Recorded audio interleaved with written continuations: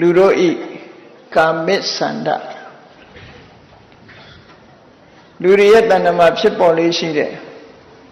ကာမိဆန္ဒအကြောင်းနဲ့ပတ်သက်ပြီးဒီကနေ့ဟောပြောမှာဖြစ်တယ်လူတိုင်းနဲ့သက်ဆိုင်တဲ့ဒီကာမိဆန္ဒဆိုတဲ့သဘာဝတရားတစ်ခုအနာဂတ်မဖြစ်မချင်းဟောဒီကာမိဆန္ဒဆိုတာ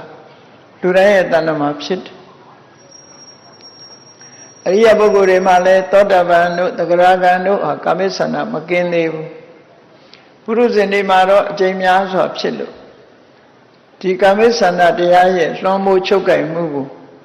လောကကြီးတစ်လောကလုံးမှာရှိတဲ့သတ္တဝါတွေအားလုံးဟာကာမိဆန္ဒရဲ့လွှမ်းမိုးမှုအောက်ရောက်ရှိပြီးတော့ကာမိဆန္ဒရဲ့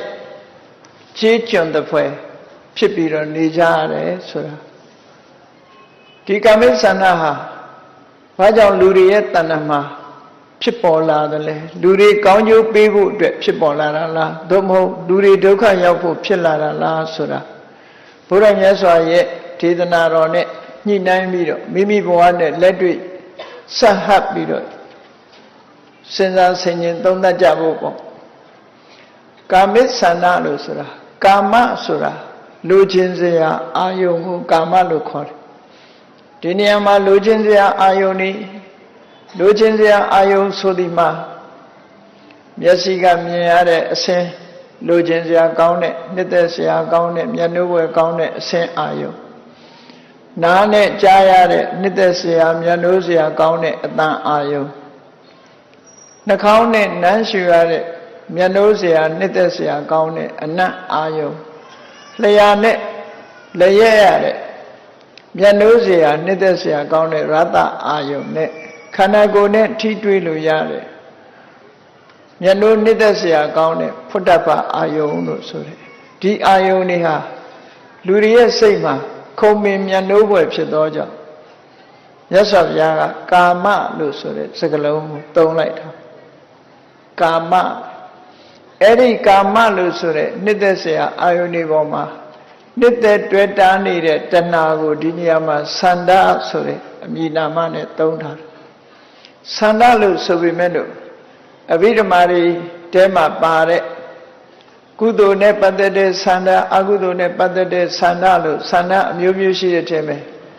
ဒီနေရာမှာဆန္ဒလို့ဆိုတာရာဂကိုဥတည်ပြီးတော့ပြောတာဖြစ်တယ်နှစ်သက်စရာအာယုန်တွေကိုတွေ့တာနေတဲ့လူချင်းတတ်မဲ့တဲ့တဏှာကိုပဲကာမိဆန္ဒဒီကာမိဆန္ဒကိုပဲယမယံခအဘိဇ္ဇာလို့ဒီမဟာသတိပဋ္ဌာန်သုတ်မှာဆိုရင်ဝိနည်းလောကေအဘိဇ္ဇာဒေါမနတံဆိုပြီးအဘိဇ္ဇာဆိုတဲ့နာမည်နဲ့သုံးတာရှိထို့သုတ်တန်တွေမှာလည်းအဘိဇ္ဇာဝိသမလောဘလို့ဆိုပြီးတော့အဘိဇ္ဇာနဲ့ဝိသမလောဘလို့ဒီကာမိဆန္ဒကိုရည်ရွယ်ပြီးတော့သုံးတဲ့စကားလုံးတွေကာမိဆန္ဒဆိုတဲ့စကားလုံးဟာနော်နှစ်သက်စရာမျက်နှာစရာလိုချင်စရာအာယုန်တွေကိုလိုချင်နေတဲ့တဏှာလောဘဒါကိုကာမိဆန္ဒလို့ခေါ်တယ်လူတိုင်းရဲ့တဏ္ဍမှာကာမိဆန္ဒဆိုတာဖြစ်ပေါ်လာထို့သောဖြစ်ပေါ်လာတော့လေအကြောင်းမဲ့ဖြစ်တာတော့မဟုတ်ဘူးအကြောင်းရှိတယ်အကြောင်းမဲ့ဖြစ်တဲ့အရာမရှိဘူး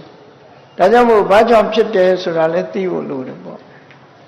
အဲ့ဒါမသိခင်ကာမိဆန္ဒဆိုတဲ့စကားလုံးလေးရဲ့အဓိပ္ပာယ်ကိုရှင်းဥစွာမှတ်သားထားထိုစကားလုံးရဲ့စင်ပွားအဓိပ္ပာယ်တွေအနေနဲ့ဗာပြောလို့ဆိုကာမိဆန္ဒောဆိုတာကာမရာဂကာမဂုဏ်ပေါ်မှာကာမအာယုန်တွေပေါ်မှာတွေ့တာတယ်နှစ်သက်တယ်ကာမနန္ဒီကာမဂုဏ်တွေကိုမျက်နှိုးတယ်ကာမအာယုန်ပေါ်မှာမျက်နှိုးတယ်ကာမပရိလဟမျက်နှိုးတွေ့တာမှုကိုအကြောင်းပြုပြီးလူတွေရဲ့ရင်ထဲစိတ်နှလုံးထဲမှာပူလောင်စေတတ်တယ်ဒီလိုဆိုအဲ့တော့ပြောရမယ်ဆိုရင်တဏှာတို့လောဘတို့ရာဂတို့လူတွေရဲ့တဏှာမှာဖြစ်တဲ့ကာမဂုဏ်အာယုန်တွေပေါ်မှာမျက်နှိုးတွေ့တာတဲ့တဏှာလောဘလူချင်းမှုတွေတွေ့တာမှုတွေတတ်မဲ့မှုတွေ အားလုံးကိုခြုံငုံပြီးတော့ဒီနေရာမှာကာမိဆန္ဒလို့ဒီလိုခေါ်လိုက်တာအဲ့တော့ကာမိဆန္ဒဆိုတာလူတွေရဲ့တဏ္ဍာမှာဖြစ်လာတဲ့အချုပ်အပြင်ပြောမယ်ဆိုရင်တဏှာလောဘရာဂကိုခေါ်တယ်လို့အဲ့ဒီတဏှာလောဘရာဂကလည်းပဲဒီနေရာမှာနှစ်သက်เสียကောင်းတဲ့အာယုန်တွေကိုလိုချင်မှုတွေ့တာမှုနှစ်သက်မှုကိုသာလဲကာမိဆန္ဒလို့ဒီလိုဆိုတာပေါ့အဲ့ဒီကာမိဆန္ဒဆိုတဲ့လောဘဆိုတဲ့တရားဟာသူ့အလိုလျောက်ဖြစ်လာသလားလို့ဆိုတော့မဟုတ်ဘူးအကြောင်းရှိတယ်အဲ့ဒီအကြောင်းကိုအဓိကအကြောင်းအနေနဲ့မြတ်စွာဘုရားကဒေသနာတော်မှာဘယ်လိုဟောသလဲလို့ဆိုလို့ရှိရင်နာဘိက္ခေအညာဧကဓမ္မံပိသမနုပတ္တာမိယေနအနုပ္ပန္နောဝါကာမိသံတော်ဥပ္ပစ္စတိဥပ္ပန္နောဝါကာမိသံတော်ဘေယောဘာဝါယဝိပုံလာယတံဝတ္တတိယထေယိတံဘိက္ခေသူဘနိမိတံလို့ဆိုလိုတဲ့အဓိပ္ပာယ်ကဘာလဲဆိုရင်အလှအပအာယုံသူဘနိမိတဆိုအလှအပအာယုံအလှပအာယုံဆိုတဲ့အကြောင်းတရားဟာတဲ့မဖြစ်သေးတဲ့ကာမိဆန္ဒတွေကိုဖြစ်ပေါ်စေပြီးတော့ဖြစ်ပြီးတဲ့ကာမိဆန္ဒတွေကိုပို့ပြီးတော့တိုးတက်များပြားစေနိုင်တယ်အဲ့ဒီအလှပအာယုံမှတပါးကာမိဆန္ဒမဖြစ်သေးတာတွေကိုဖြစ်စေပြီးဖြစ်ပြီးသားကိုတိုးတက်များတဲ့တခြားအကြောင်းတရားကိုငါမမြင်ဘူးဒီအလှပအာယုံပေါ့အကြောင်းပြုပြီးတော့ဒီကာမိဆန္ဒဆိုတာဖြစ်ရတယ်ဒါကကာမိဆန္ဒဖြစ်ပေါ်ခြင်းအကြောင်းတရားအလှအပဟုတ်ပြီအလှအပရှိတိုင်းကာမိဆန္ဒဖြစ်ရောလားဆိုတော့မြတ်စွာဘုရားရှင်းတယ်အတုပနိမိတံသူပနိမိတံအာယောနိသောမနတိကရောတောအလှပကို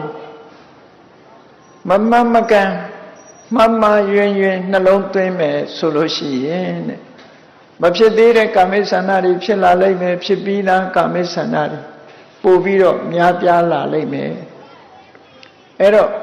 ကာမိဆန္ဒကိုဖြစ်စေတတ်တဲ့အရာဆိုတာဟာအလှပအာယုံကိုဆိုလိုတယ်ပေါ့သို့တော့အလှပအာယုံရှိုံနဲ့ကာမိဆန္ဒဖြစ်သလားလို့ဆိုမဖြစ်ဘူးအလှပအာယုံနဲ့ကြုံတိုင်းကာမိဆန္ဒမဖြစ်ဘူးဒါကြောင့်မို့သူဘနိမိတံအာယောနိသောမနတိကရောတောမိမိရဲ့နှလုံးသွင်းဆင်ခြင်မှုမှားယွင်းမှုကလည်းအတွင်းအကြောင်းတစ်ခုပဲအလှပအာယုန်နဲ့တွေ့တိုင်းကာမိဆန္ဒမဖြစ်ဘူးလို့ဆိုလိုတယ်အဲ့ဒီအလှပအာယုန်ပေါ်မှာလိမ္မာပန်းတဲ့မှန်ကန်တဲ့အတွေးကိုတွေးနိုင်မယ်မှန်ကန်တဲ့အမြင်နဲ့မြင်မယ်ဆိုရင်တော့ကာမိဆန္ဒမဖြစ်ဘူးလို့ဆိုနိုင်သို့တော့အာယောနိသောမနတိကတော့မှန်မှန်ကန်ကန်နှလုံးမသွင်းတတ်ဘူးမှန်မှန်၍နှလုံးသွင်းမယ်ဆိုရင်ကာမိဆန္ဒတွေဖြစ်လာလိမ့်မယ်ဒီလိုဆိုအဲ့တော့အလှပအာယုံဆိုတာလောကမှာမျက်စိနဲ့မြင်ရလို့နှစ်သက်စရာကောင်းတဲ့အလှပတွေနားနဲ့ကြားရတဲ့တာယာပွဲအသံတွေနှာခေါင်းနဲ့နမ်းရှူရတဲ့မွှေးကြိုင်တဲ့အနံ့တွေလျှာနဲ့လျက်ရတဲ့ကောင်းမွန်တဲ့အရာတွေခန္ဓာကိုယ်နဲ့ထိတွေ့ရတယ်ထိတွေ့ခံစားလို့နော်စိတ်ရှိတဲ့အရာမျိုးတွေအထိအတွေ့ဒါတွေဟာသူဘနိမိတလို့ခေါ်တယ်အလှအပတွေပဲဖြစ်တယ်လောကမှာအလှအပဆိုတာအဲ့ဒီအလှအပတွေအလှအပတိုင်းအလှပမှန်လို့ရှိရင်အပြင်မှာအကြောင်းတရားတစ်ခုအနေနဲ့လူတွေရဲ့တဏ္ဍာမှာတွေ့တာမှုတွေလိုချင်မှုတွေမျက်နှိုးမှုတွေခင်မင်မှုတွေဆိုတဲ့ဒီတဏှာလောဘတွေကိုဖြစ်စေတတ်တယ်ဒီလိုဆိုတာအဲ့တော့အလှပတတ်တဲ့နဲ့ရတော့ကာမိဆန္ဒမဖြစ်ဘူးမြတ်စွာဘုရားမှာလည်းမျက်လုံးရှိတယ်ယဟန္တာပုဂ္ဂိုလ်တွေမှာလည်းမျက်လုံးရှိတယ်နားရှိတယ်နှာခေါင်းရှိတယ်လျှာရှိတယ်ခန္ဓာကိုယ်ရှိကြစဉ်းစားကြည့်နော်